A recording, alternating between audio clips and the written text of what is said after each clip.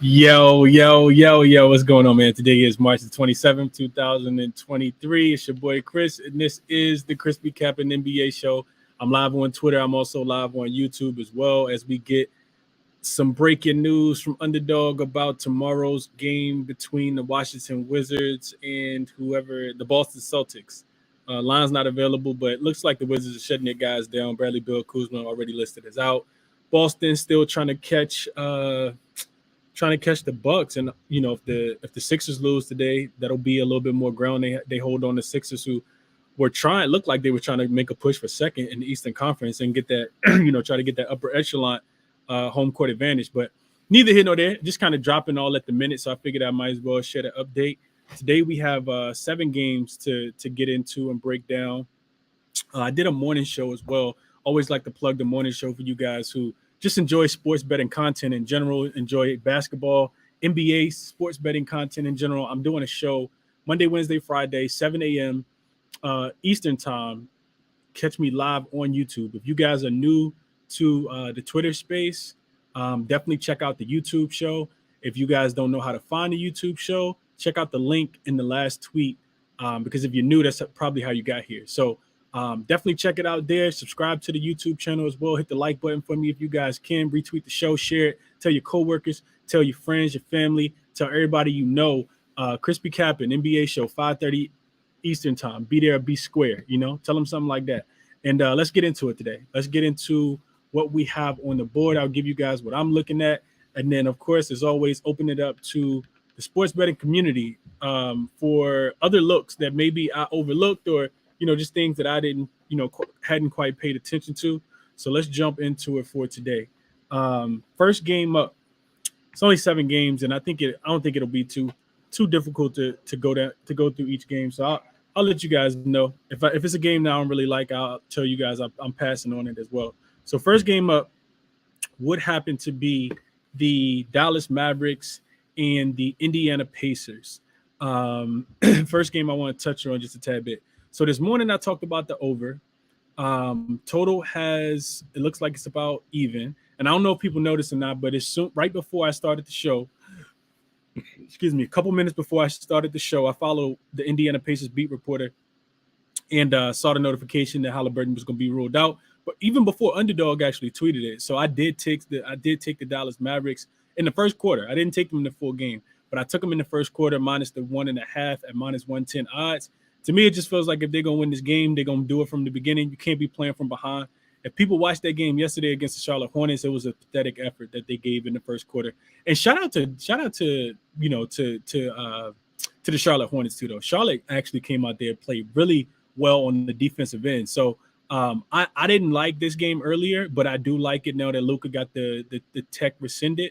I just feel like they have way too much offense. I've been talking about the Pacers defense and how they've been a fade for majority of the second half of the season, and specifically post All-Star break. Real quick, what I got in my notes. Let me share this with you guys. So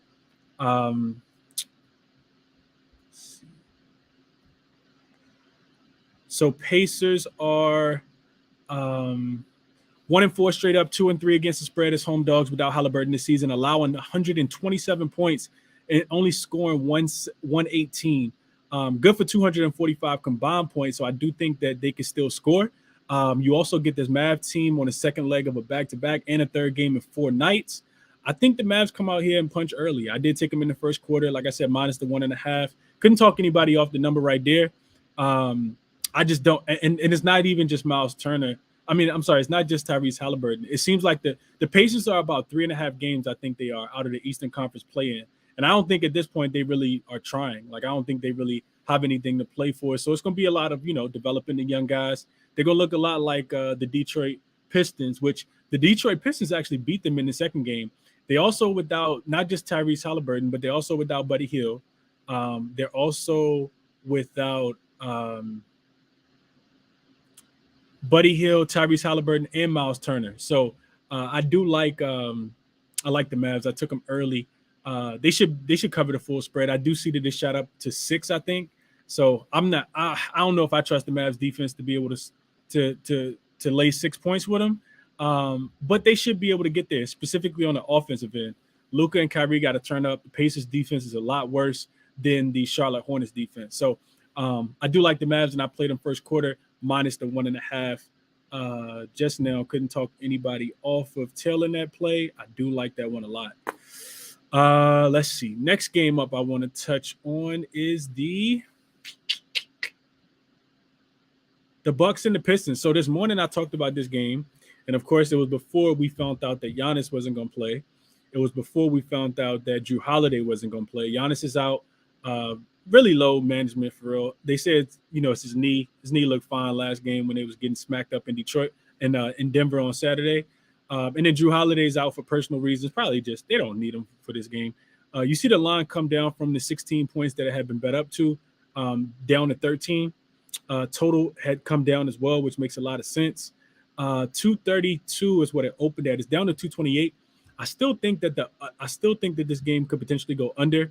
You look at the Bucks as road favorites. They typically play defense in that spot. I think having a day's rest is only going to be beneficial for them. This is the second, not the second leg of a back-to-back, but it is the third game in 4 nights for them. They went to Utah on Friday, smacked up the Jazz, lost to Denver on Saturday, had Sunday off to fly across town to Detroit, and now they're gonna smack the Bucks up. They're gonna smack Detroit up in this spot. So I talked about this morning. I talked about the team total specifically in the first quarter for the Milwaukee Bucks.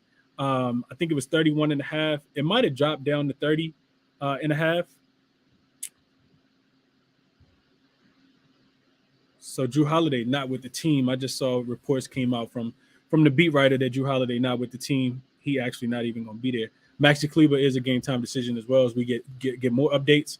But I talked about the Bucks team total in the first quarter specifically. I still couldn't talk anybody off of it.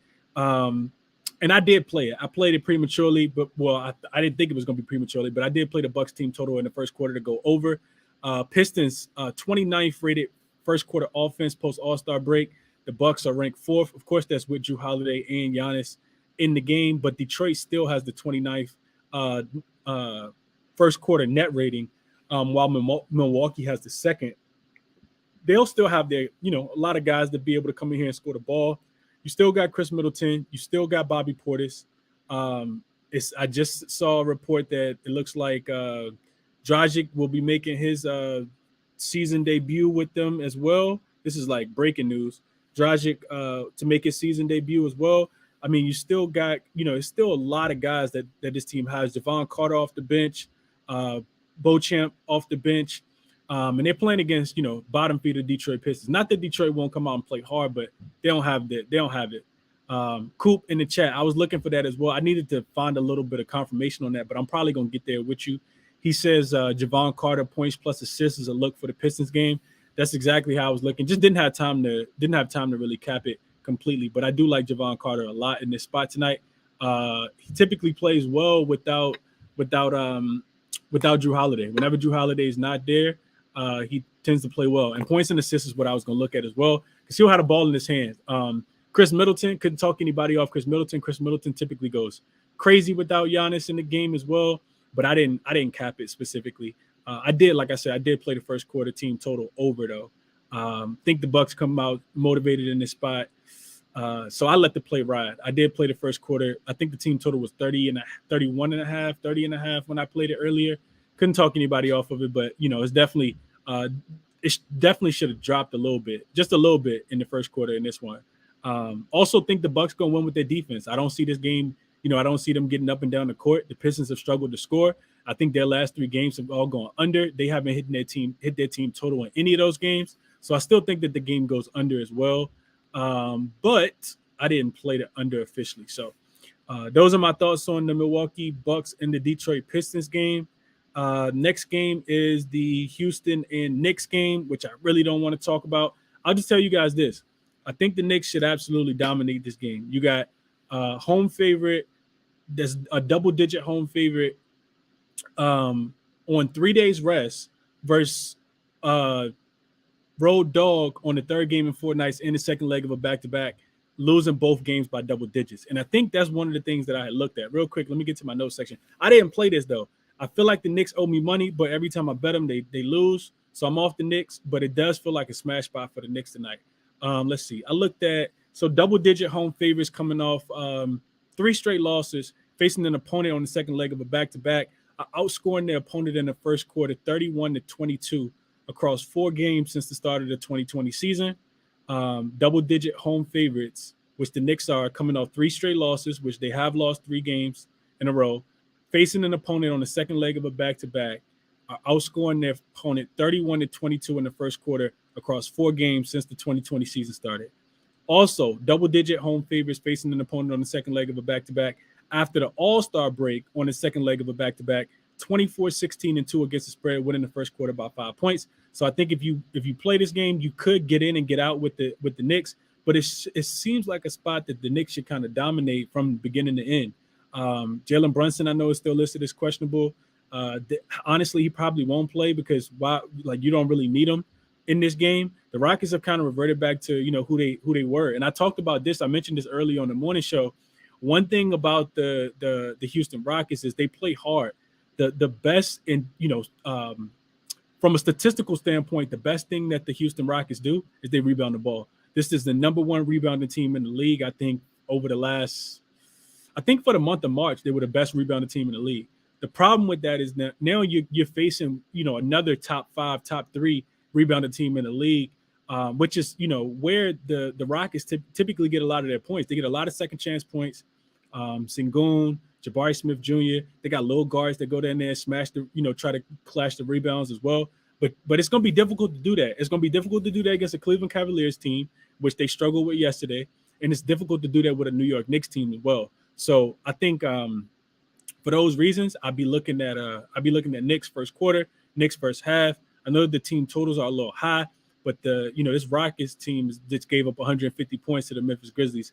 And what better team to see than the Houston Rockets when you find yourself on a 3-game losing streak with 3 days of rest, and they just so happen to be coming off the second leg of a back-to-back. Going into the second leg of a back-to-back.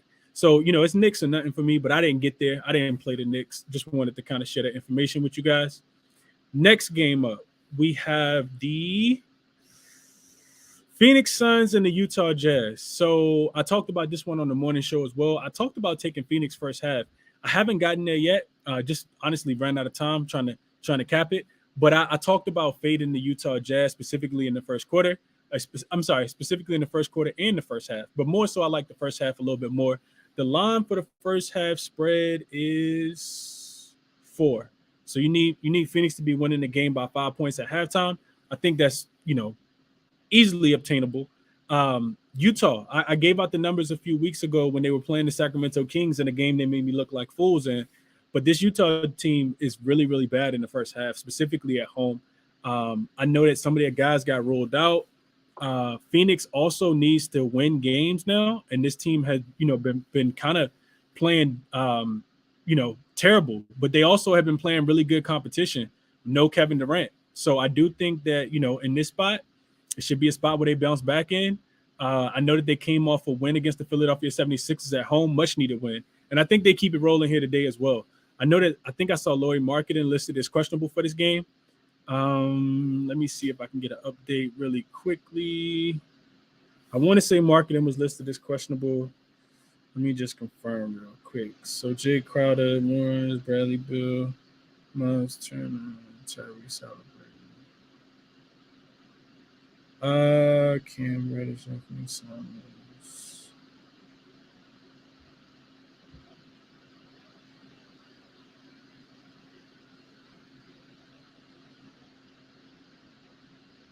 Yeah, so Lauri Markkanen gonna be a game time decision. I don't care if Lauri Markkanen plays or he doesn't, man. I think Lauri Markkanen enough is not. He's not gonna be enough. Fontecchio also got ruled out as well, and they need him. They need him for his offense. He's a knockdown shooter. You'll still be without Colin Sexton. I don't think Jordan Clarkson is going to be in for this game. I didn't see anything about him returning, and even if he does, he'll be a little out of sorts as well. It takes a while to kind of get back into the rhythm of things. He's missed at least the last week of basketball. So for those reasons, I do like Phoenix first half. I got him on my short list, but I haven't made that bet yet either. Also think Phoenix probably wins this game, by 10 points as well. But I don't like fading the Phoenix Sun, the Utah Jazz in the second half. Some reason they play well in the second half. I'm not 100% sure why. If I'm playing the game, though, I am laying the points with Phoenix in the first half specifically, minus the 4. Like that spot a lot. Also talked about the over in this game. I don't like the over as much without Lloyd marketing, but Phoenix defense has been bad recently. I talked about that as well. One thing I had pulled up, let me go back to my notes real quick and I get on to the next game. This season, you look at road favorites of 6 points or more, which the Phoenix Suns are, playing their fourth game in 6 nights. They're 17-8 to the over. That's 68%. Post All-Star break, those games are going over 71.4% of the time. 5-2 to the over after the All-Star break because the Suns are road favorites laying 6 points. And that could be difficult on the fourth game in 6 nights. So that's why I didn't get there with Phoenix, but I do like them in the first half. I think that, like I said, defensively, they're taking a step back.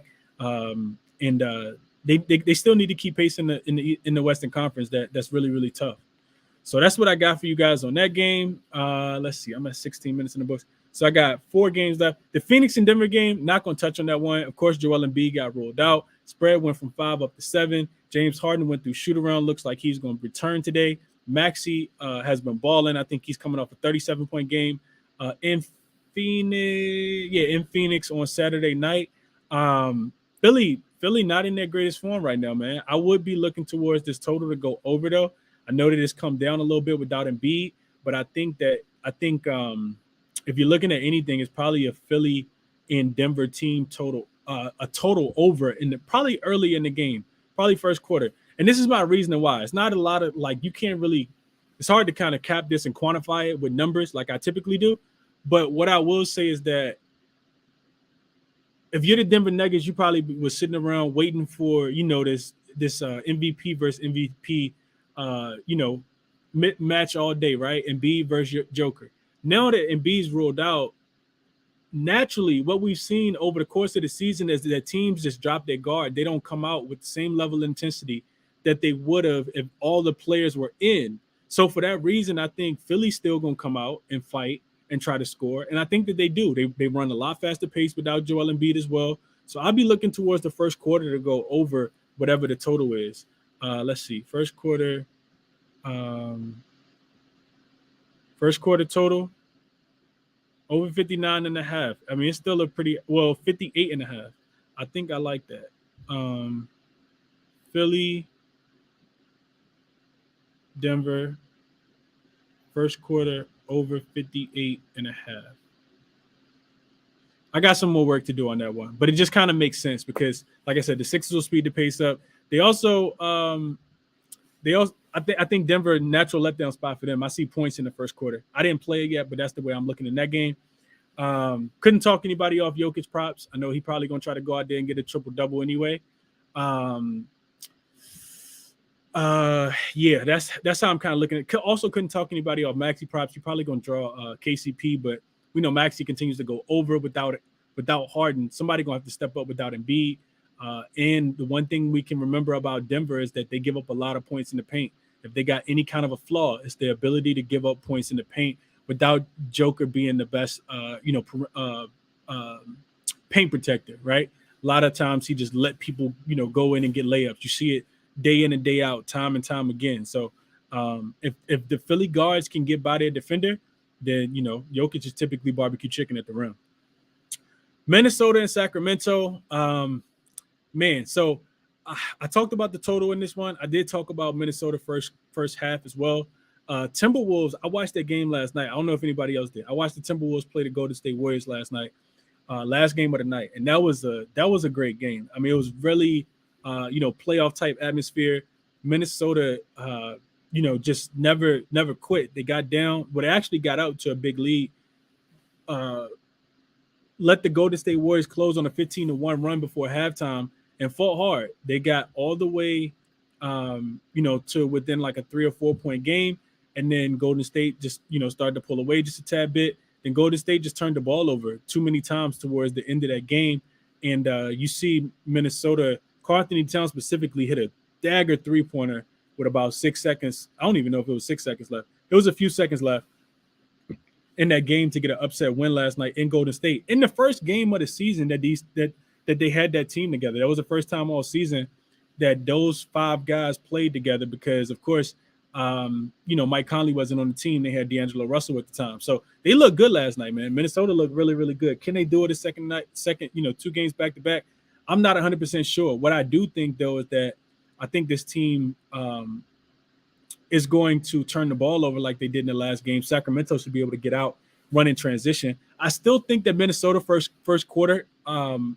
Minnesota first half is still in play as long as everybody goes, but we haven't got that confirmation yet. De'Aaron Fox has gotten rolled in, which is why this line has moved all the way to 7. But he was out with he was kind of nagging a hamstring injury, and they said that he could have played the last game. They just kind of kept him out for precautionary reasons. Didn't think that they needed him against the Jazz. If Sacramento wins this game, they do clinch a playoff berth as well. It'll be their first time since who knows, probably since a lot of let's just say it's been a long time since Sacramento. So will they be turned up for this game? Absolutely. Do I think that they cover the 7? I'm not 100% sure. I'm not taking Minnesota just because they are in a bad spot. It's the second leg of a back-to-back, but I would be looking at Minnesota first half. I think even right now you should be able to get a +3.5, +4. Minnesota has been dominant last 10, 15 games, and now they showed that they could play defense last night as well. I think what I have written in my notes is that the Sacramento Kings continue to struggle when they are at the rest advantage. It's really, really weird. Most of the times players play better when they have the rest, but this team continues to struggle. I think there's something like 2-1 straight up, but 0-3 against the spread when they're home favorites playing a team on the second leg of a back-to-back post All-Star break. So there's not a spot that you typically want to back Sacramento in, but it's also not the greatest spot for this Minnesota Timberwolves team to come in and beat them tonight. Is it possible? Yes, anything is. But I'd be looking at Minnesota in the first half, and that's the only way I'd be able to play this one. I think that they can still keep the game close, even though Sacramento is in a really, really good spot, being the home favorite in this game. I just like the way that Minnesota played defense yesterday. I think if they play defense like that, they'll be kept in any game. I also did play the total. It actually went live when I was doing the morning show, and I talked about really liking the total under. I think it was 241.5 at the moment, but I grabbed it at 240.5. The total right now is all the way down to 238, and I do like that total to go under as well. If you just think about it, Anthony Edwards talked about it last night. I think he shot 5 for 13 from the field, didn't shoot the ball well, said that he felt like he was out of his rhythm as well. And, trying to find his legs. You're not going to find your legs on the second leg of a back-to-back, though. So I think Anthony Edwards continues to struggle, even though they will be playing against a soft defense. We know that the Kings don't play much defense at all. They're bottom 5 in, a lot of defense statistical categories, especially points in the paint. So it feels like a game where Rudy Gobert should be able to slow down Sabonis, and Cat should be able to kill whoever the power forward is that they put out there, probably most likely Harrison Barnes. And then, Anthony Edwards should be able to cook as well if he gets in it, up to it, right? I mean, we got to make sure the guys are available, which kind of makes it hard to play this game. But if I am playing it, I am looking at the first half specifically, and I'm taking the Minnesota Timberwolves early. I know it's a bit of contrarian play. I didn't even see that. Appreciate you, Casey. I didn't know that. So Cat is out. Dang, I don't like it as much. Yeah, that Cat is out. I didn't see Cat being out. Appreciate y'all in the chat. Jamrock, Coop, Capper Taylor. I did not see that. So, don't like it as much without Cat being there. That's probably why the line got influenced as well and is up to 7. So, yeah, it'd be Sacramento or nothing for me in this spot now. But Minnesota, they did beat them without Cat last time. I don't know.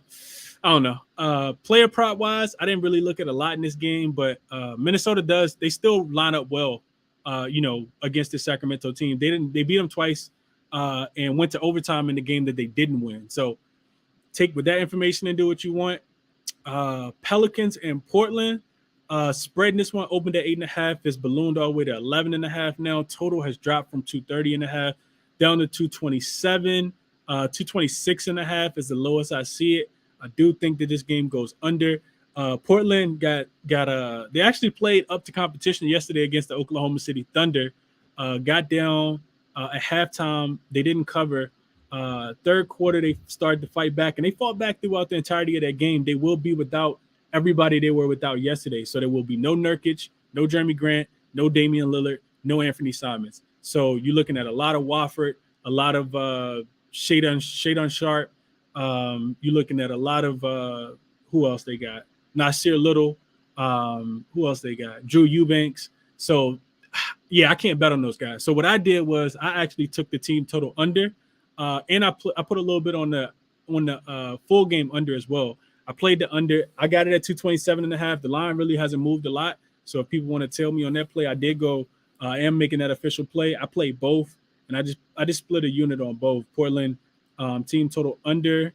It was 107.5. I think their offense has a little bit of regression today. So I don't think that they're going to score a lot of points. Also, on the Pelicans side of things, the Pelicans got a game tomorrow. The Pelicans play the Golden State Warriors tomorrow. So you got to save a little bit. You got to leave a little bit in the tank for that. So they shouldn't come out here, dominate this game too much. You would think that they would do it with their defense. They are the number one rated defensive team over the last 5 games. And I think that they have a little bit of regression as well. If you watch the last game against the Clippers, the Pelicans came out, specifically Brandon Ingram, who had a career high, I think, 11 assists. I couldn't talk anybody off his assists today either. But specifically, who was it? Trey Murphy. Trey Murphy hit, I think, 10 threes in the last game. So for those reasons, I do like the regression for both of these teams offensively, and I did play the under 227. I also played Portland team total under 107.5 as well. So Portland and New Orleans under 227.5 is what I got it at. I still do like it. Shout out to S. Dot in the chat. I did see that notification. Maxi Kleber is out. Should be more minutes for, I don't know, Christian Wood maybe. He don't play no defense though. Kleber is the best, defender that they have. This team should. Neither team has a center. It's going to be a track meet today. If Luka decides he wants to push the pace, it should be an absolute track meet. No Miles Turner on one side, no Maxi Kleber. Dwight Powell is not the greatest, interior defender. So both teams should kind of eat. I'd be looking at Nembhard props probably as well. Nembhard and Ben Mathurin should absolutely go crazy. I would see which one of those guys are either more motivated or more healthy in this spot and probably play their player props. Yesterday, I watched Dennis Smith Jr. do whatever he wanted to do to this defense. So I can imagine that, the Pacers probably do the same thing in this spot. But like I said, I did later 1.5 in the first quarter with the Mavs. As soon as I saw the news that Halliburton was ruled out about 5 minutes before the show went live. So that's what I got for you guys there. Moving along, last game, right? Yeah, last game is the Bulls and the Clippers. So total in this one actually dropped this morning while I was doing the show. 220. Spread 4.5 in favor of the Clippers. Bulls got a big win yesterday at Crypto.com Arena against the Los Angeles Lakers. Beat those guys, even with Vucevic getting thrown out at halftime. You see Zach LaVine just go crazy yesterday. I think he hit my Lakers for 30. DeRozan was just kind of chilling. This team's fired up, man. We made some money with them on Friday, and they, not looking back, they are 6-3-1. I think they are in their last 10 games against the spread. And you see this Clipper team start to get a little rattled, man. PG got hurt in that game against the Thunder. They did bounce back and beat the Thunder, but then they follow up that loss to the Thunder with a loss to they follow up the win against the Thunder after losing to the Thunder with a loss. Actually got smacked up by the Pelicans in their next game. So I think in this game, I want to say Chicago should kind of fall flat on their face. This is the second leg of a back-to-back. Typically, road dogs that win a game where they're 6-point dogs in their previous game and then they're road dogs in their next game and no rest. Typically, those teams don't fare well. But I can't trust the Clippers right now. I don't think that the Clippers are trustworthy. I need Norm Powell in there. Norm Powell's still out without a timetable to return. Kawhi did get hit in the face. For anybody who doesn't know, had a facial contusion, left the game, but he's listed as probable. It said it's not, not that bad. I don't think that they'd be laying 4 if they, if the books thought that he wasn't going to play in this spot. So I feel like the Bulls can win this game, man. I didn't take them. I think if you play the Bulls, I talked about this early on the morning show, you play them in the first half because 10 teams that are road dogs on the second leg of back-to-backs tend to fade in the second half, right? It's almost like the Bucks the other day. Anybody who watched the Bucks play against the Denver Nuggets, the Bucks won the first half, but then you see the Nuggets, who are the more rested team, dominate the second half. So if I'm playing this game, I'm taking the 2.5 points with the Chicago Bulls in the first half. That's the only way I'd be playing this game. I do think that they're live to win the game as well, but I didn't play it. So Bulls first half. I talked about it this morning on the morning show. Bulls first half plus the 2.5 is the way I would look. I don't think that I'm believing in this Clipper team, and I think Chicago has the better defense right now, and I think Chicago has the better offense without PG. And you're really relying a lot on Westbrook and Bones Howland, and it's kind of like a makeshift roster. A lot of these guys haven't even played in the game together, let alone for the Clippers that long. So give me the Bulls in this one. I am gonna make that official play. Bulls first half plus the 2.5. I think they can kind of keep it going, specifically in the first half. I'm not playing them full game because they can run out of gas, but I do like the Bulls in the first half. I see Vucevic bringing, Nurkic, Vucevic bringing Zubac out on the perimeter and kind of being able to get what he wants at the three-point line. So I like the Bulls, man. I like the Bulls early in this one. Don't want to trust them for the full game. And those are my looks. I talked about the Mavs first quarter. Didn't even think I was going to take that, but like I said, I got a good line when Halliburton got ruled out. Got the Bulls first quarter minus the 1.5. Portland team total to go under 107.5. Portland, New Orleans full game to go under 227.5.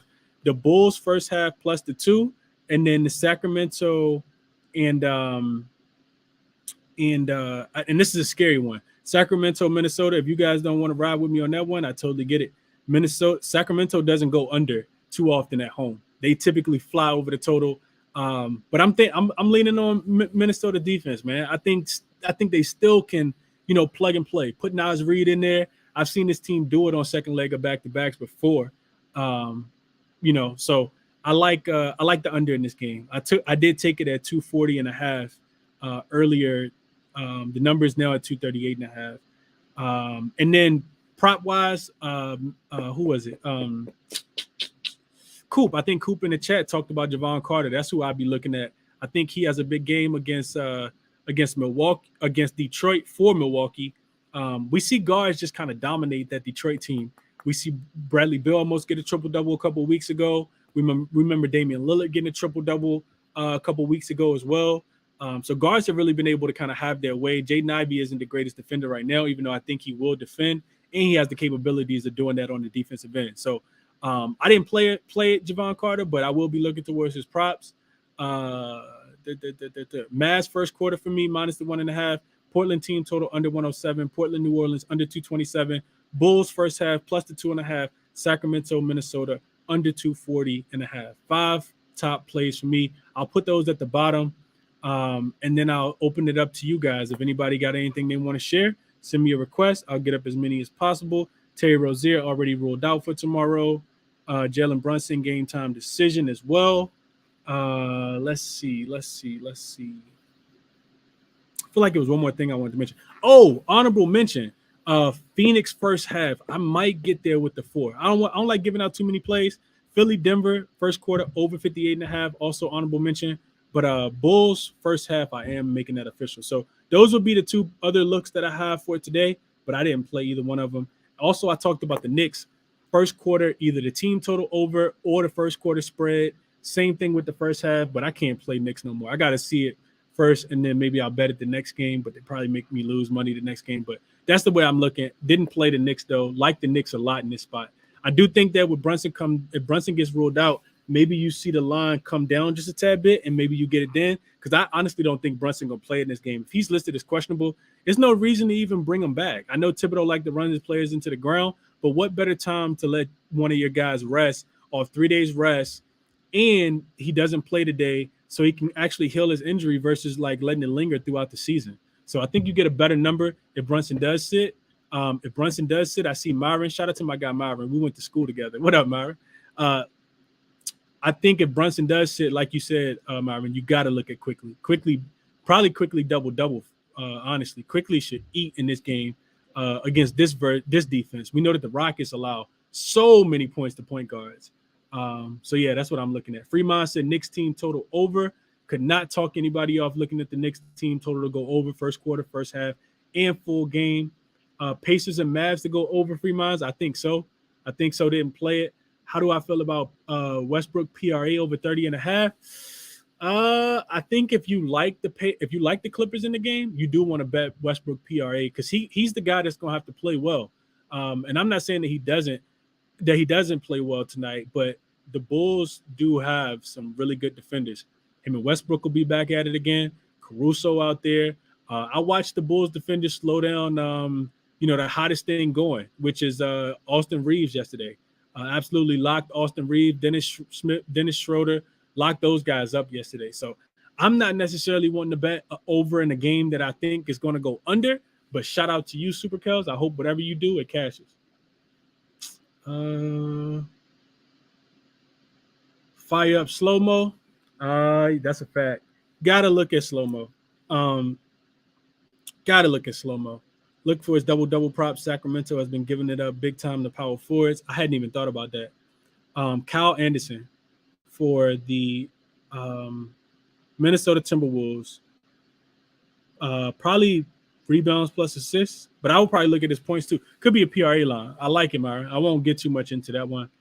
Watford is out for the Blazers tonight as well. Yeah, I'm not sure who's gonna score for them. I did see that Cam Reddish is listed as probable. He got upgraded. Like that look a lot.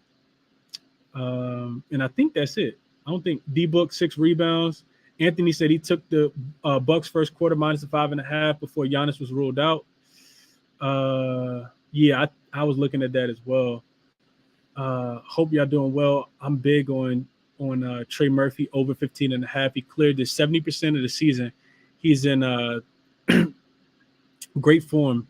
3 line got moved to 3.5 now. Yeah, he's playing with a lot of confidence, Brian. I cannot talk you off for looking at Trey Murphy, dude. I mean, they need somebody to step up, right? Like you need to get some more offensive firepower. I'm not big on taking players in the first leg of a back-to-back game, though, especially when they got a bigger game tomorrow. So I don't think that anybody goes all out tonight. I think they probably try to save it, but that could mean Brandon Ingram and CJ McCollum don't go all out. Maybe Trey Murphy go all out, so Brandon Ingram and CJ McCollum can save it for tomorrow. So couldn't talk you off of there. Aiden possibly return tonight. Could be on a minute restriction. I think if Aiden come back, he's probably not going to be on a minute restriction. I could be wrong though. I feel like he hasn't missed that many games. Kelly Olynyk wagon continues if Laurie gets ruled out. Absolutely. Got to be looking at Olynyk. I know he burned some people on Friday night against the Bucks, but he bounced back in a big way if you took him Saturday against the Kings. It is a third game in 4 nights, but they're playing a team that, the Suns they're not playing that much defense. So I like that look a lot. Kelly not Oubre. Middleton 25. Markel said he's on that. How many points for Middleton and Javon? I'm not sure. I got to go in and look at the numbers. The books tend to shoot those numbers up, man. And a lot of the times it's scary, but you make more money betting on the unders because the books put the line so high. People just automatically think that because the player's ruled out and it's a star player, that the other player is going to get all the usage, but the usage gets split in half and it gets divvied up, right? Sometimes it's split in half. So that's why you got to really make sure you get a good line. And sometimes it could be pivoted. And maybe it's not, going straight to Bobby Portis. Maybe it's looking at somebody else, but it should be value. There's definitely going to be value out there for sure. Mavs money line last night, it was minus 112. Okay. All right, cool. All right, let me get to the prop. Let me get to the plays in the chat. Vucevic should go over 17.5, right? Zubac is soft and Plumlee. I didn't cap it, Vaughn, so I don't want to give you too much analysis on that. Not 100% sure. Chris, for the Pacers Mav game, Pacers give up rebounds and Mavs give up assists. Who are best for props? We talked about that one. I'll be looking at Nembhard. I'll also be looking at TJ McConnell. You got to see who playing the better minutes. Also, I think Mathurin, if he's still healthy, I think Mathurin is a good look as well. The Mavs they're not trying to guard anybody. Tim Hardaway Jr. 3 is probably also in play. He's going to shoot 10 of them. And it's just going to be about if he make them or not. And I think that's it. Quentin Grimes threes. LJ from H-Town said he on that. What up, LJ? Thoughts on Knicks game over? I think if the Knicks play, Michael, I think I'd be looking towards the under, and more so if Brunson gets ruled out. The Knicks offense can kind of go through patches in the game where they don't score as much, so I'd be looking towards the Knicks game to go under. The Rockets also just won't be able to score. I mean, second leg of a back to back. Thibodeau got to be preaching defense after the Knicks been giving up 120 points religiously. So I think 3 days off, they probably really concentrate on the defensive end. And I think they smashed the Rockets in this spot, honestly, with them or without them. So that's what I got there. KPJ boards, Jalen Durham boards. I think Pelicans win tonight and tomorrow is a scheduled loss. I can see it. Yeah, I can see it. The Warriors will be upset tomorrow after blowing that lead that they did.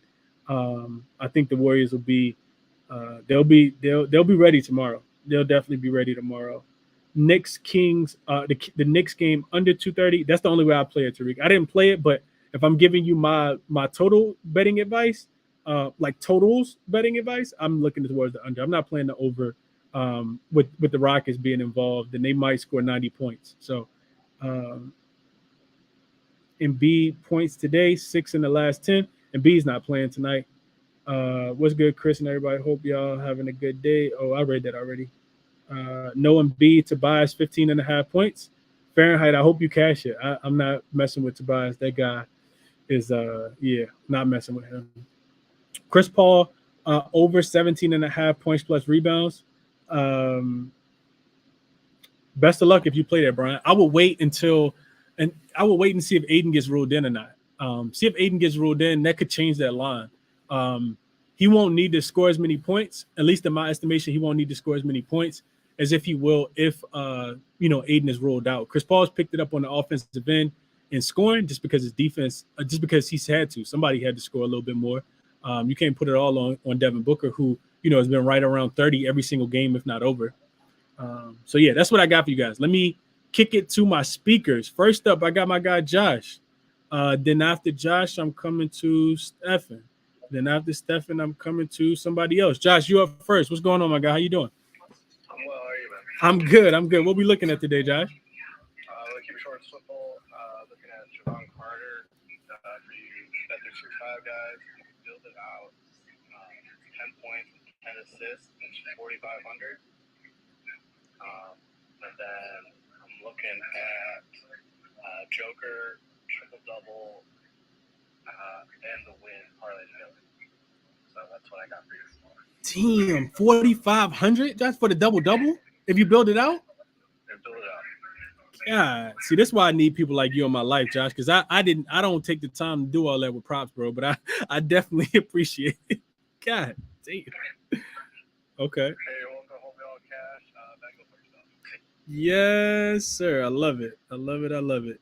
So Josh said he likes Jokic triple double in the win, and he likes Javon Carter. Build it out yourself. 10 points and 10 assists. Specifically on Bet365, you can get plus 4,500 odds on Javon Carter. I love that play a lot. It's almost like they blindfolded. They don't know that the guys ruled out. I appreciate you sharing the look though, Josh. Hope you cash that, bro. Who was next?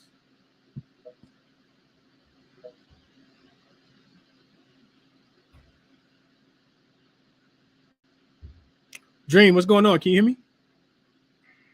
No, I can't. It went mute for a second. What's the vibes, bro? I can't call it, Jay. Trying to cash, man. It's Monday. Money making Monday, baby. Trying to make some. What you liking today? Real, man. I'm ready to have a good week. I feel you. Yeah, let's put it in the air now, man. We're gonna make a lot of money this week. I'm gonna go ahead and call it. Yeah, usually I try to take it easy, but I love so much, man. So I just play what I love, man. So I try to be as short as I can. My first play, Brandon Ingram over 6.5 assists. He's hit the number the last 3 or 4 games. I think it's the last 4. And then the 2 games before that, he had 6 and 6. I love this so much because it's clear that he's trying to get double-doubles, triple-doubles. That's what he's trying to do. And when you got a team like Portland, where you can really get whatever you want against, it's good for stars who want to kind of stat pad or whatever you want to call it. So I expect him to continue to try to be the facilitator. And plus, CJ going home, I don't know if it means as much now because Dame not playing, but I would expect CJ to be a little more aggressive offensively. So, and I can't talk you off Valanciunas, but yeah, I'm on Ingram assists. You ladder him, Dream, or you just take him at the 6.5? You play double too?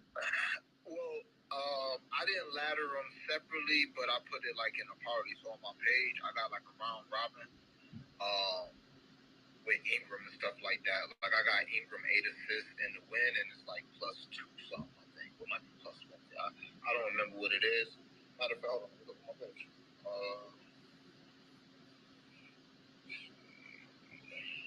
Yeah, it's +142. Ingram 8 assists in the win.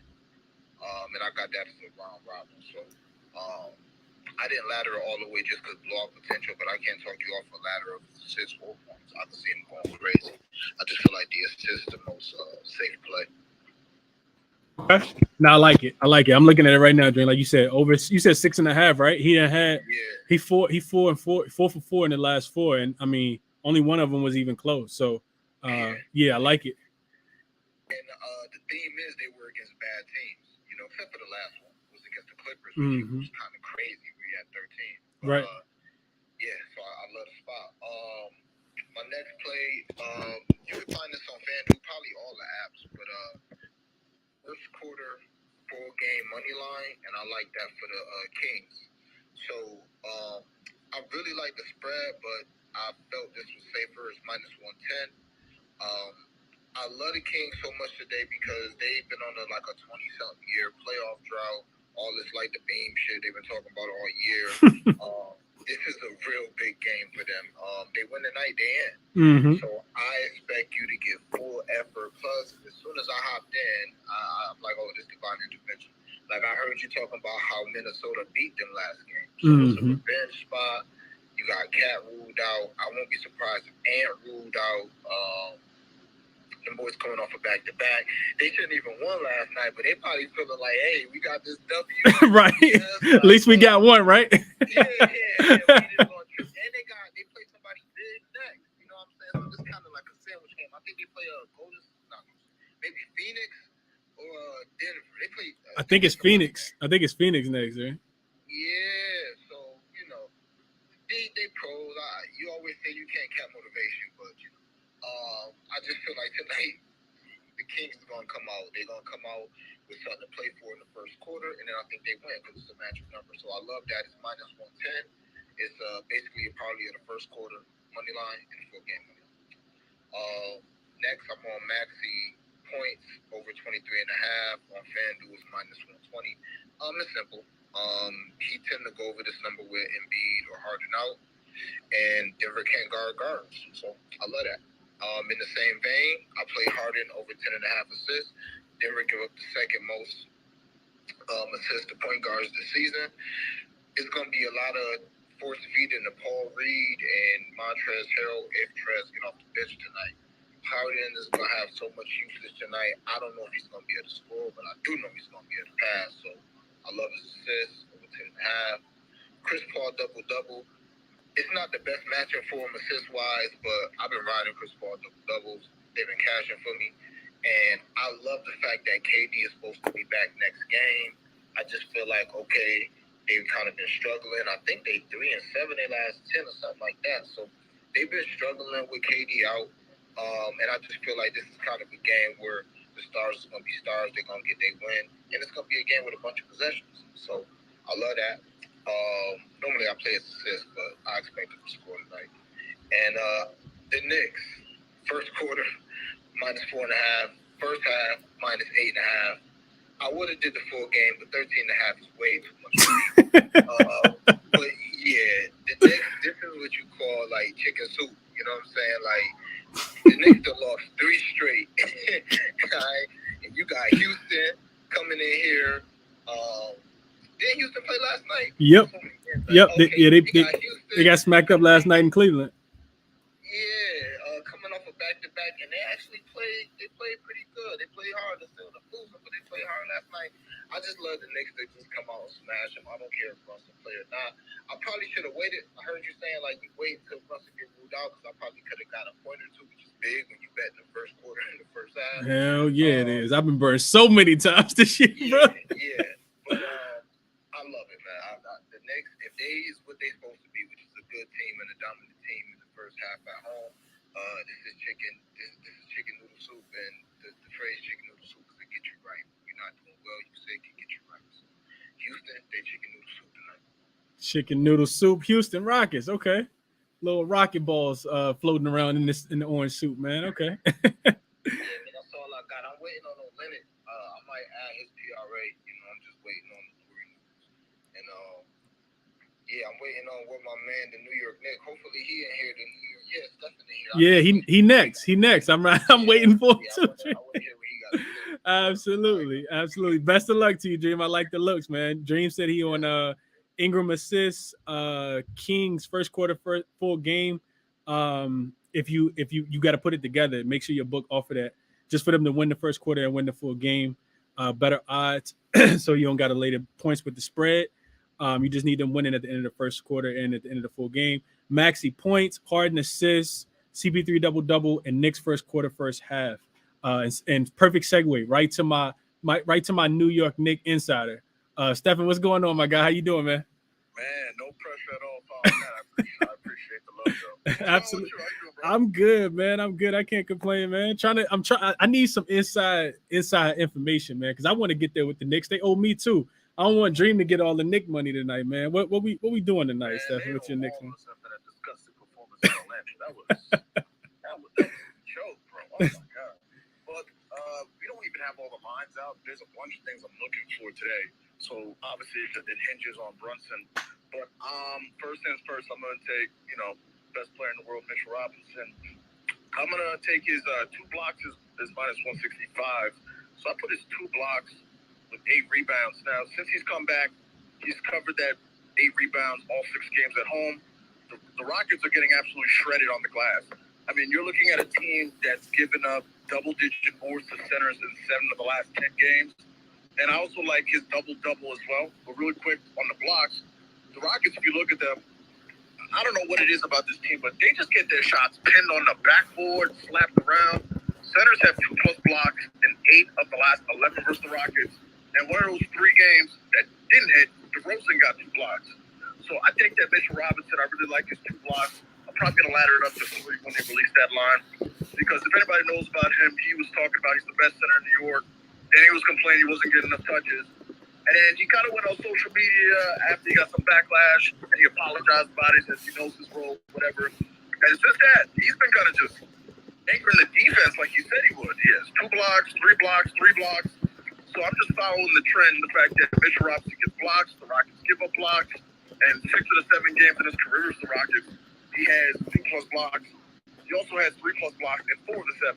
So I'm definitely rocking with the 8 boards and 2 blocks to kind of water it to get the juice off at minus 110. And as it always goes, if his double-double's over 300, you already know I'm going to say I'm taking it. Interesting I found was double-doubles in centers against the Rockets lately. I want to say that they've given up a double-double to 6 of the last 8 centers.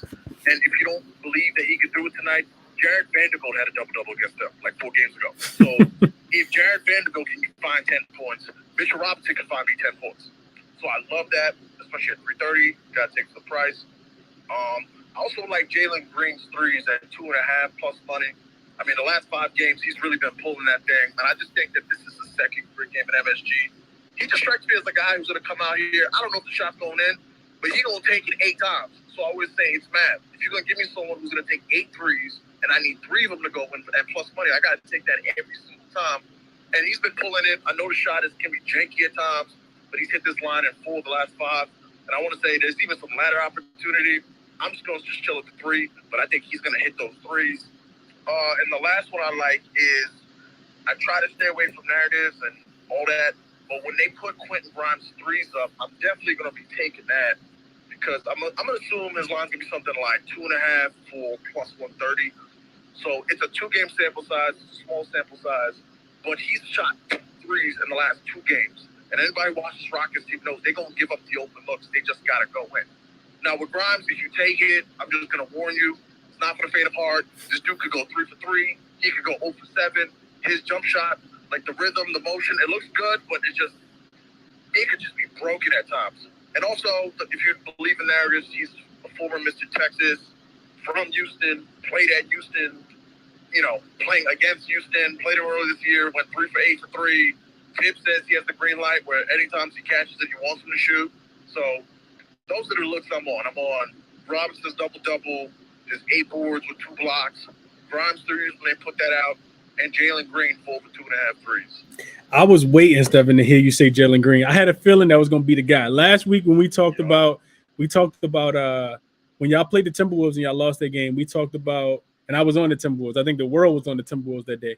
We talked about somebody having to be Michael Jordan, right? When you come to the Garden, somebody got to be like, it's my day to be MJ, my day to be Kobe, my day to be LeBron. So I think it's, like you said, it's probably going to be Jalen Green. And I was actually thinking about him this morning when I was capping this game. I said, I wonder if it's going to be Jalen Green, and I wonder what Stephen going to say about that.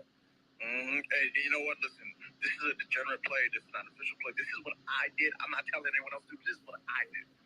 I've noticed this trend. 2 things I've noticed. One, the Knicks give up a lot of steals, and they get a lot of steals. And the Rockets give up a ton of steals. So I'm going to play when it's available. Mitchell Robinson surprisingly always gets a steal a game. He gets it like I think 10 of his last 10 of his last 12, I'm going to say. I'm going to do him, quickly, Kevin Porter Jr., and Jalen Green each for a steal. That's probably going to be like plus 400. And also, I'm taking all the Rockets to shoot threes. So I'm taking in a plus 3,000 parlay, Jabari, Jalen, Kevin Porter Jr. to all stick 3 threes. Because if you saw that Magic game, freaking Paolo Banchero was making threes. Franz Wagner, who never shoots, makes 3. It's the same story every game. You got to sprinkle like 3, 4 Starbucks or Dunkin' Donuts, whichever you prefer. Throw $3 on 3 dudes you think going to shoot 8 threes to make 3 threes together against the Knicks, because that happens every freaking game. Yeah. I mean, you called it. I think officially you had gave out Suggs that day, and Suggs cashed. And Gary Harris. Yeah. Gary Harris, my fault. Suggs out. Yeah, he out with the concussion. Yeah. He had 3, but he could have easily had 5. He bricked like 3 open books. You called it. You called it, Stephen. Yeah, so man, if somebody you want to know for the Knicks, man, Steph is definitely the guy. And the day he on Jalen Green and the parlay that he just gave out as well with Mitchell Robinson, the double, and with the 2 blocks and 8 rebounds. So appreciate you, Stephen. Let's cash it tonight, man. Yes, sir. And real quick, I haven't taken that first quarter, but if you're on the first quarter look and if you're leaning on the fence, I mean, they're probably gonna have a pregame ceremony today for Willis Reed. It's the first game back since yeah, that's a fact. All the motivation right there. That's a fact. And 3 days rest. Yeah, I mean, they should smash this Rockets team tonight, man. We're gonna see how it go though. Appreciate you, Stephen. Hope you cash looks, man. Appreciate you sharing them too. Sir. Thank you as always. Absolutely. Uncut coming to you, and then my guy Finesse is up next. What up, Uncut? How you doing today, bro? What's up, my brother? How you doing? I'm good, man. How you? Pretty good, man. Pretty good. Getting some future bets ready. Honestly, I just have a few questions for you, though. To be completely transparent, I wanted to know first off, what's your opinion on Jokic to win the MVP? It's sitting at plus 135 right now. I've noticed the past 2 years that he's won this award, they keep doing the same thing. Like, they'll try and make it seem like Embiid or Giannis is going to sneak in at the very last second. But, like, I personally think that Jokic is going to win it for the 3rd time. And I just can't get off of that. So I just want to see what your opinion is on it and see if, they've done it in the past. And then I have 2 more looks, but I just wanted to know your opinion on that first. Yeah, so first thing is Brunson just got ruled out. He is ruled out. Like I kind of said Brunson probably won't play in this game. So that number should go down. All the numbers should go down. Derrick Rose also ruled out, even though Rose ain't really been playing. He kind of out of the rotation right now, but Rose is ruled out as well. But to your question, Uncut, I think unless Joel Embiid does something very, very spectacular in these last few games, that Jokic is going to win the MVP. I feel like Embiid hit a really nice groove over the last 2 weeks after the All-Star break, maybe even 3 weeks after the All-Star break, and kind of brought him back up to speed. And in the same time, right, it's like you kind of got to look at the trajectories. Like, to me, it just kind of feels like they both have been ascending throughout the season, but Jokic has kind of dominated as far as his team has had the better record. They've been number 1 out west pretty much the whole entire year. After Zion got hurt and the Pelicans started to kind of falter. And then I think, just the triple doubles, the stat padding, like all that only just, it only helps. So over the last 2 weeks or 3 weeks, you could say Joel Embiid has, become this absolute monster, just killing everybody, but he's kind of running out of gas. And I think they've had to put a lot on him over the last week without Harden being there as well. And at the same time that Joel Embiid was ascending, to me, it feels like the Nuggets just started to lose. So that just kind of helped, his case more so. It's really difficult for me to say which one of them deserve MVP. I feel like they both deserve it. They both do a lot for their teams. But if I had to pick, I think it'd be Jokic. Is he my MVP? No, I would give it to Embiid because I feel like Embiid probably should have got it last year. But I feel like Embiid deserves to win one. But I think, from I don't have a vote. From the voting perspective, I do think that Jokic is going to win it again. Just because unless Embiid does something really, really crazy down the end of this, and sitting out tonight doesn't help his campaign at all. But at the end of the day, you do want to go into the playoffs healthy. So I understand it, but to me, it just kind of feels like is Jokic's award to lose in my estimation. Exactly. No, that's what I wanted to ask you, just because I noticed the same thing last year. Like I said, earlier, literally less than a month ago, Jokic was just minus 500 on one of the sports books I was looking at to win the MVP. Obviously, Embiid's been doing his thing, but they did the same exact thing last year, just monitoring the line movement. And I noticed last year there was only a 1 to 2 game window where you could buy in on Jokic, and I feel like tonight's going to be kind of that night. If he goes off, them odds are going to get real nasty really quick. So I just wanted your opinion on that really quick. Yep. But yeah, obviously I'm a Portland Trailblazers fan. I always comment the Portland Trailblazers stats in the comments and stuff like that. But tonight, man, I don't know what we're doing. We're gonna have out there. Shaedon Sharp, last night went for 29. Nazir Little had 28. Keon Johnson had 14. But outside of that, man, I'm just looking at this roster. I don't know who's gonna be able to stop CJ McCollum. It's a revenge game, obviously. They have his points props at 20.5. He had 24 last time they played, so I thought that was a bit weird that it was lower than what he's consistently been having against them, especially given who we're going to even have on the court. But I do like Brandon Ingram over the 26.5 points tonight. He had 40 against them last time. The Blazers, we just struggle against forwards, bro. The only thing that I would be worried about with this bet is just the potential of a blowout, a complete blowout, and they don't play, maybe the second half or something like that. But I do see Brandon Ingram. I really like his matchup tonight. I'll definitely be betting it live as well. I bet live, so I'm going to wait for that number to drop just a little bit, but I do think he could hit that 25, 26 mark for sure. And then just one other thing I wanted to mention real quick, and I'll get up off here. I wanted to mention that the Dallas Mavericks, at different percentages, as an away favorite, I think you mentioned this earlier, they're 5-12, 29.4% covering the spread. And then with the rest of it, disadvantage, they're 4-10, which is 28%. And then with no rest, they're 2-8-1, so 20%. So I'm not gonna back the Pacers tonight, just because obviously they have 3 of the key players out. But I am looking to try and live bet them at a higher number, just because I think it's weird that line is only at 6.5. It's one of the lowest on today's slate, given the amount of people that are out for the Pacers. So just something to pay attention to. As you know, I always bet live. Yeah, it's kind of what I'm looking at tonight. Okay. Yeah, I see that. So the Mavs are only 1-8 straight up on the second leg of a back-to-back that's on the road. Only 2-7 against the spread in that spot, but 7-2 to the over. So I talked about a little bit about the over. They've also lost, it looks like, 6 in a row and failed to cover 5 of those 6 and the last 4 in a row as well. Not a good spot for the Mavs, but it is a must-win game for them in this spot tonight. And I will say that a lot of these games, because I know that if it's a Saturday game or a Friday game, you could pretty much bet that Luka didn't play in these. So I'm looking at it right now: Sunday, Saturday, Sunday, Saturday. A big part of the middle of the season, players weren't playing on the weekends; they was taking the weekends off. So I know that they got smacked up to the Bulls. That game was without Luka. No, they lost to the Cavs. That game was without Luka. The game to the Pelicans, I think, came without Luka. So a couple of these games they didn't have Luka in, and yesterday they had him and lost. So it's just a do or die situation. The Mavs are really in contention to, falling out of the playoff picture. And it's crazy because 2 weeks ago they were in the 5th spot or the 4th spot. and not even really thinking about this, but yeah, they can't get a win. So one of the reasons why I kind of jumped on them early, but I like what you do, Uncut. I like that you kind of kind of wait and get a better number in game, especially if you already know what you're gonna play. So Uncut said he like. I'm just curious, real quick too. Don't you think that number should be like a little bit higher?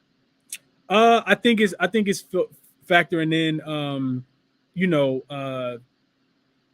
a couple different things. So first, I think the first thing that's being factored in is that the Mavs are on the second leg of a back-to-back, but it's not only a second leg of a back-to-back; it's also a third and fourth for the Mavs as well. And then on the opposite side, for the Pacers, they do well as home dogs, and but I think the line's more so telling on the Mavs side. Like I mean, I wouldn't take the Mavs to win by more than like 7 points in this spot. I don't trust them. Teams that don't play defense, I can't lay points with you at home or on the road. I talk about this all the time with the Atlanta Hawks, right? If it's a team that can score as many points as the Hawks, and the Hawks are at home, or it's any kind of situation where they're on the second leg of a back-to-back, and I think that they're going to play even less defense than they already play, I just always play the opposite team. Yesterday it was the Memphis Grizzlies. Short line, I think it was 2. So yeah, I'm not interested in backing teams on the road, second leg of a back-to-back that don't play defense. So I think that's kind of factored in a little bit into that line. Okay. So yeah, but I like what you do though. Okay, you always talk about taking these live lines, especially if you already kind of got it filtered in your brain of what you want to play the number at. You don't like Brandon Ingram because he up to 26.5. Let the first quarter go by. If he have 5 assists and 2 points, then the number will drop down, like you said, probably to 25.5, 24.5. When he come back in the second quarter, if you're watching the game, you just take it live. So I like that you always do that, bro. And you bring a different aspect to the show as well, because a lot of people don't do that, don't cap from that perspective. Best of luck to you tonight, bro. I hope you cash, man. Finesse, what's going on, bro? How you, man?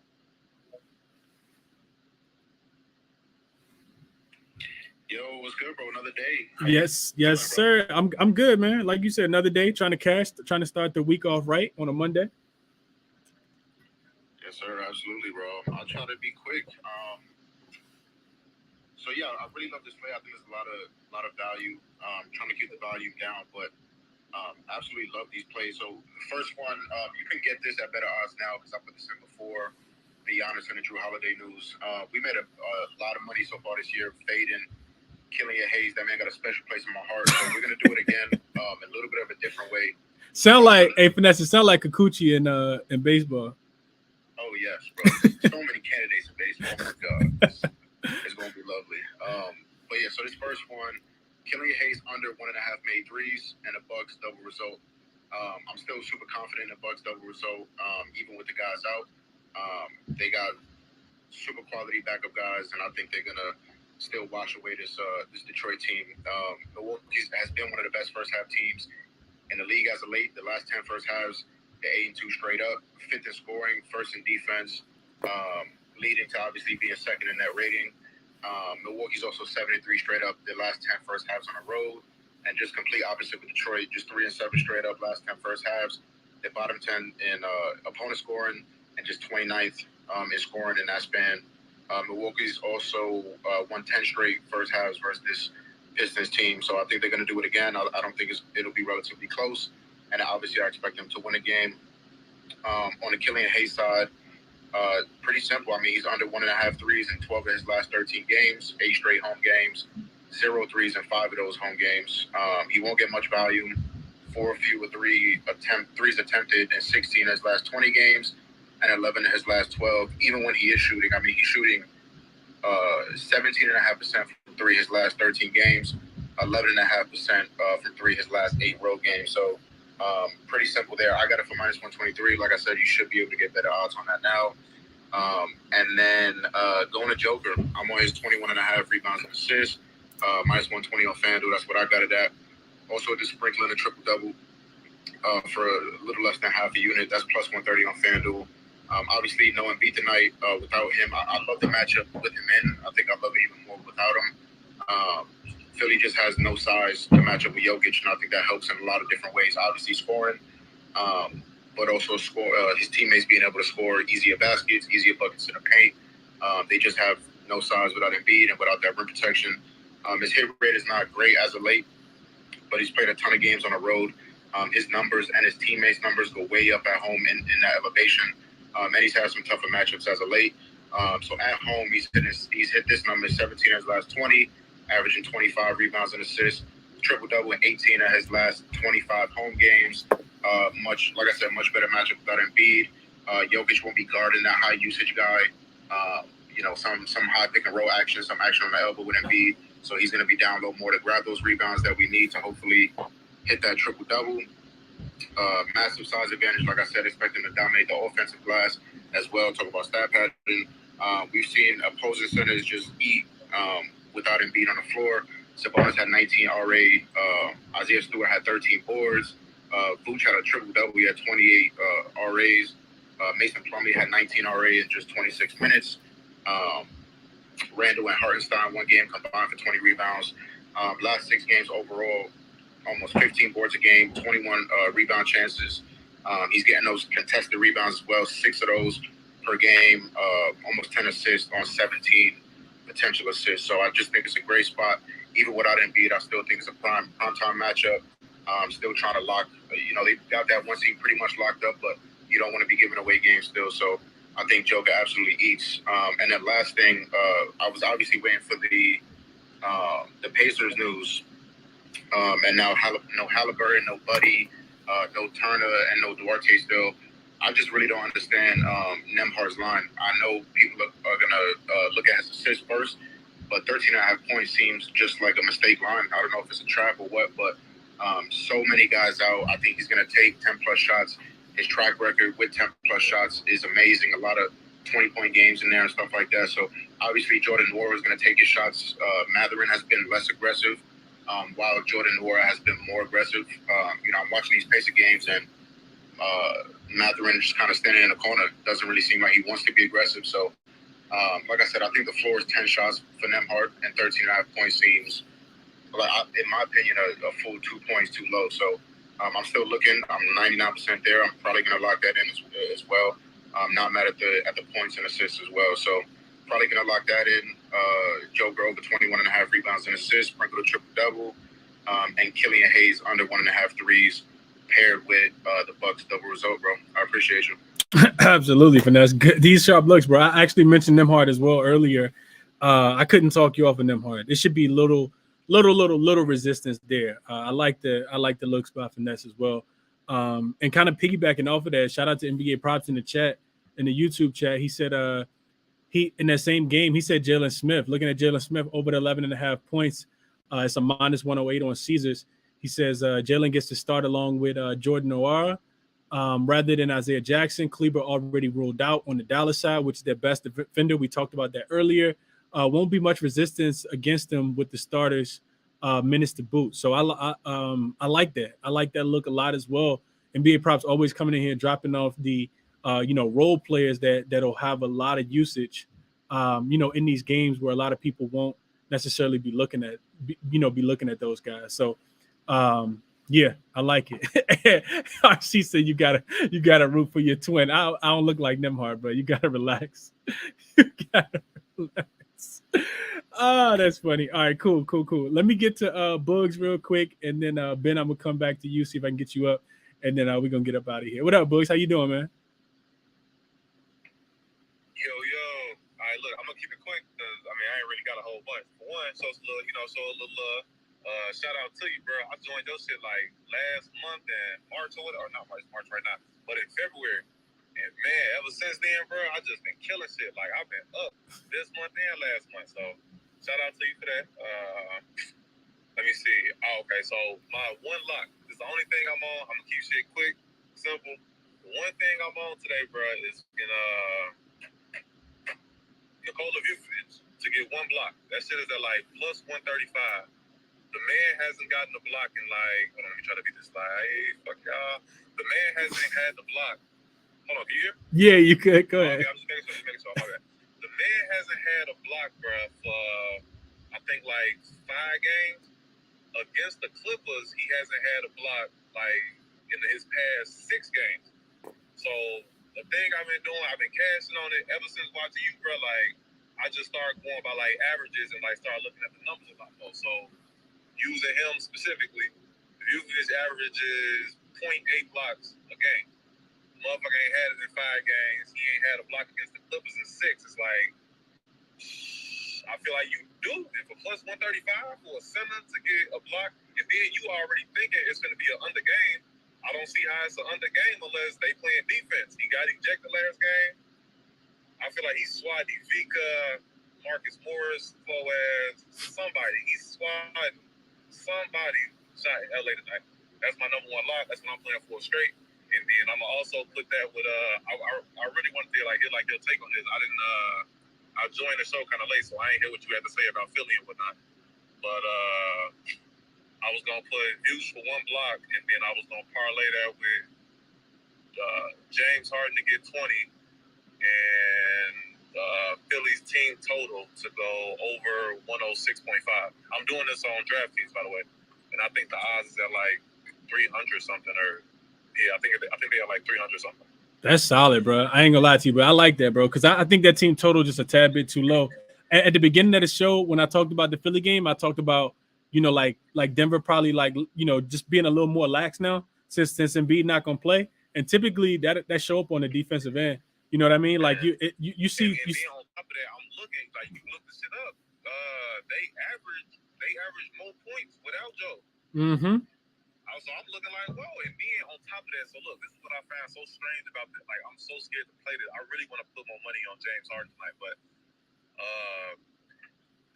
when Joel and James and at the start of the day, when everybody was just GTD, they had the line at like 5.5 or whatever. It was kind of fluctuating between that.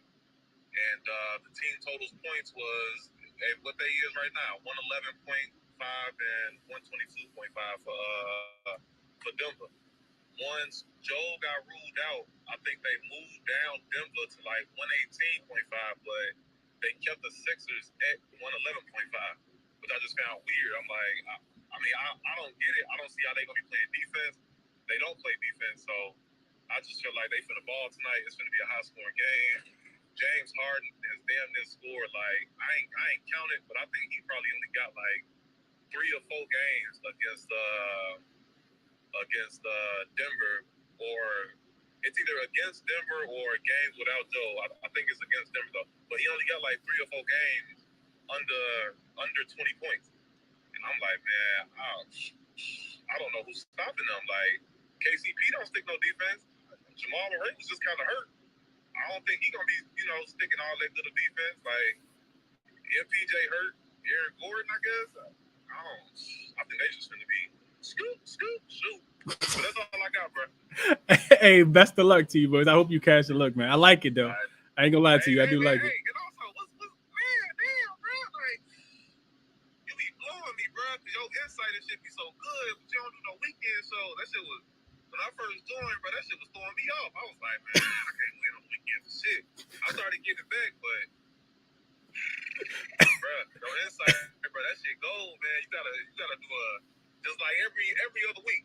Every other week, I'm gonna ask for the people. Can you every other week, every day, on like Saturday or Sunday? Yeah, I'll see if I can put together a video for this weekend. I had a really long weekend last weekend. My son just started playing soccer. We got him in karate, so he's doing a lot of stuff on the weekends. And I'm more in dad mode on the weekend.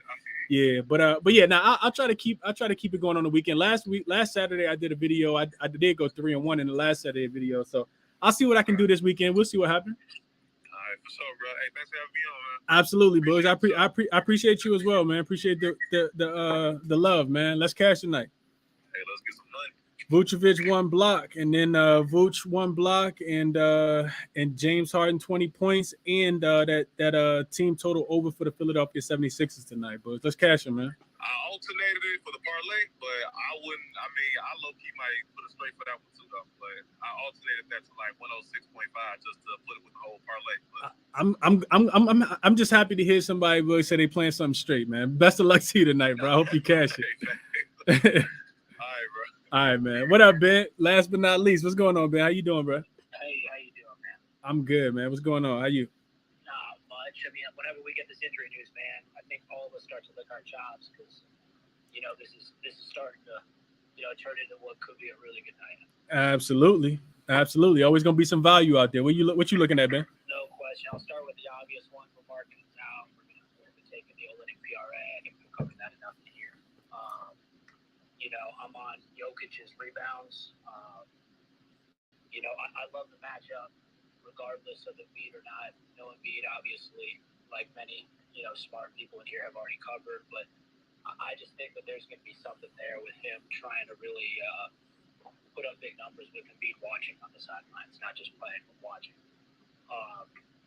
My main two plays, not that they're any bigger than the rebounding play for Jokic, but my main two plays in that game that I'd like to talk about are Tyrese Maxey over on points and Tobias Harris over on points. Maxey's averaging 29 this year without a beat, and with Harden, he's the one that kind of picks up the scoring slack there. I'm not trying to talk anybody off Harden, but I mean, if anyone's watched the Sixers lately, Harden ain't getting a dime on my money to score. And then Tobias Harris this year is over in 6 of 8 road games this year on this number without a beat, averaging 18 a game on the road without a beat. The number, as it stands right now, is 15.5. So I really like both of them. If you wanted to, spice it up a little bit, you could go Maxey for 25 and Tobias Harris for 20 for plus 675 on DraftKings right now. I just think that this is going to be a pace-up spot with no late. Whenever there's a pace-up spot, right, more possessions, more shots, more points. So that's kind of what I'm on right there. And then one thing I've been trying to do is target, teams who don't rebound the basketball well, taking a team's best rebounder against them. So I'm on Valanciunas' rebounds tonight as well. That's all. What is that line, Ben? Is it 10.5, 11.5? 11.5, yeah. 11.5. Val rebounds, 11.5. That I hadn't really.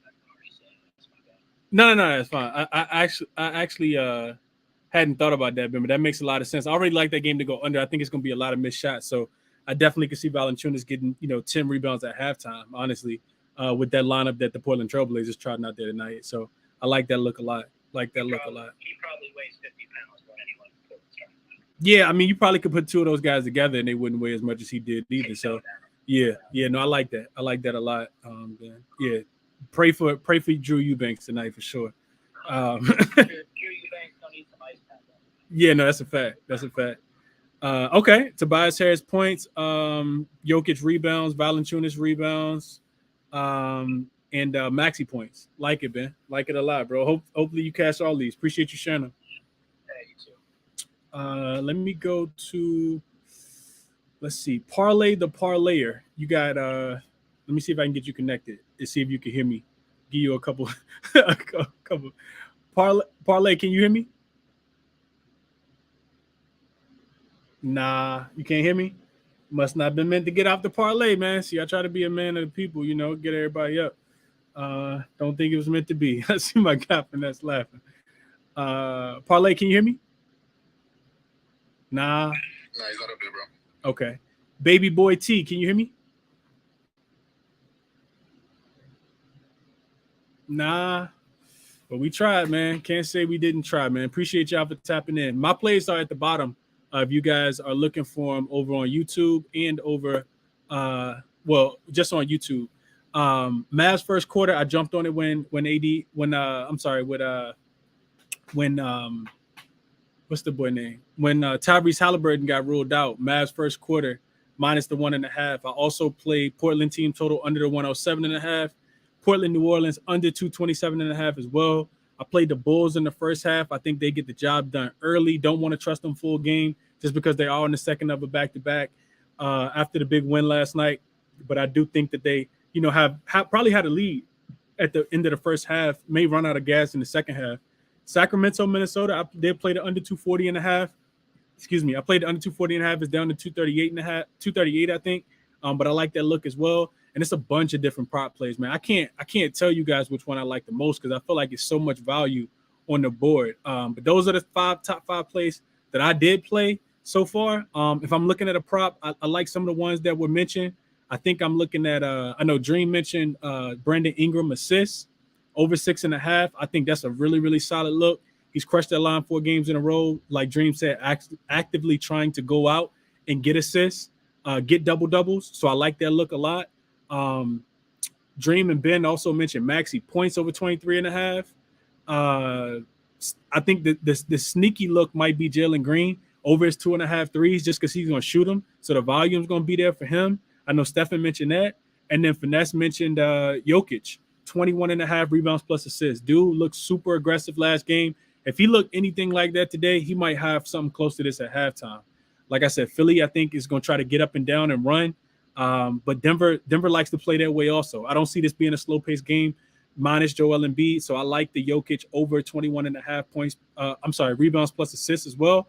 And then Ben mentioned his rebounds straight as well. I think his rebounds are at 10.5. Couldn't talk anybody off that line. If I'm playing props, those are the ones I'm looking at. Minus Javon Carter. Like I said, his points and assists, I think, are absolutely in play as well.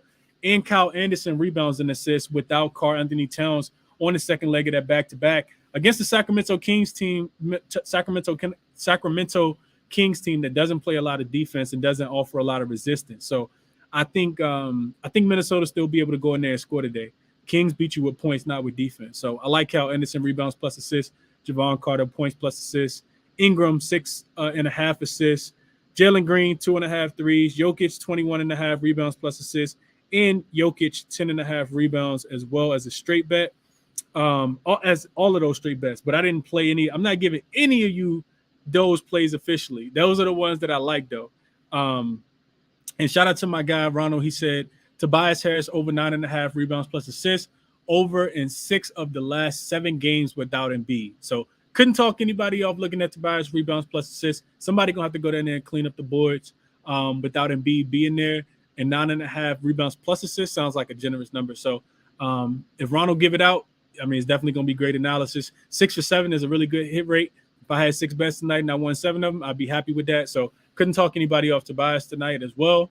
And that's what I got for you guys. Hour and 26 minutes in the books. If you guys wouldn't mind hitting the like button for me on the way out, I appreciate everybody that tapped in with me, tuned in with me, gave out plays, all the great analysis, all the other great cappers that make the show what it is, man. Couldn't do this without you guys. I'll be back tomorrow afternoon. There will not be a ChrisBeCappinn. I'm sorry, there will not be a Cashed It with Chris show in the morning. I'll be back on Wednesday, but I will do the ChrisBeCappinn NBA show tomorrow evening, 5:30, same time, same place. Best of luck to you guys on all your wagers today. I'm out.